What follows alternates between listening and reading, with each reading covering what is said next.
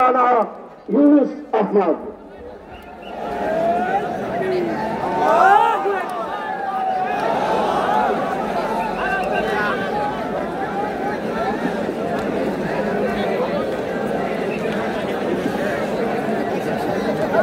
السلام عليكم ورحمة الله وبركاته.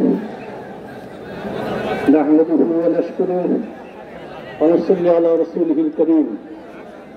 ইসলামী আন্দোলন বাংলাদেশ আয়োজিত আজকের মহাসমাবেশের মোহতারাম সভাপতি, ইসলামী আন্দোলন বাংলাদেশের মোহতারাম আমির পীর শাহ হুজুর চরমনাই, জাতীয় নেতৃবৃন্দ, সাংবাদিক বন্ধুগণ, সারা দেশ থেকে আগত আমার সংগ্রামী ভাইরা, হৃদয় থেকে মোবারকবাদ জানাই জাতীয় নেতৃবৃন্দকে, যারা সংস্কার, বিচার আর পিয়ারের পক্ষে একসঙ্গে কথা বলেছেন। আর সারা দেশ থেকে যারা এসেছেন আপনাদেরকে ধন্যবাদ জানাই।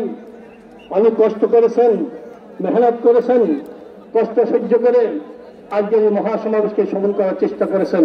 আপনাদেরকে ধন্যবাদ জানাই। এই সমাবেশ সফলতার আনন্দের সাথে সাথে শোক আর বেদনা নিয়ে বলতে হয়, আমাদের মতো আমাদের 6 ভাই 6 জন দিনী সাথী এই মহাসমাবেশে আসছিলেন, তারা আমাদেরকে ছেড়ে চলে গেছেন। আল্লাহ পাক যদি আমাদেরকে জান্নাত নসিব করেন, হয়তো জান্নাতে তাদের সঙ্গে দেখা হবে। এই দোয়া করি আল্লাহ পাকের দরবারে। অনেকে আহত অবস্থায় কাটাচ্ছেন, আল্লাহ পাক তাদেরকে সুস্থতা দান করেন। আমার ভাইরা লক্ষ্য করেছেন, জাতীয় নেতৃবৃন্দ সবাইকে একসঙ্গে কথা বলেছেন। কিন্তু আমার প্রশ্ন হলো, অন্তর্বর্তীকালীন সরকার আমরা দেশি বিষয়ে, জাতির সাথে, দেশে মানুষ দেশে বসে সিদ্ধান্ত চাই, আমরা বিদেশে যেতে চাই না। দেশে বসে সিদ্ধান্ত দিতে আপনাদের কেন আপত্তি? এইটা আমাদের প্রশ্ন।